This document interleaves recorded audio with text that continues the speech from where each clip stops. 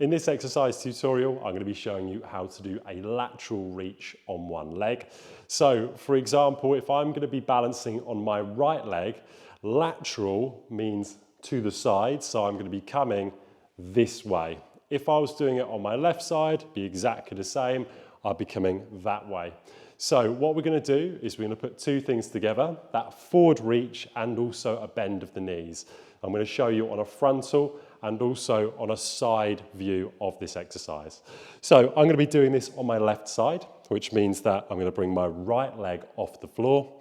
So from here, I'm now going to reach into a lateral position whilst bending my knee.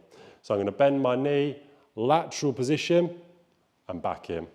You can either decide to put your foot down after each repetition, which is the easier version, or you can decide to keep it off for all of your repetitions, and this is challenging the knee and also that core rotation.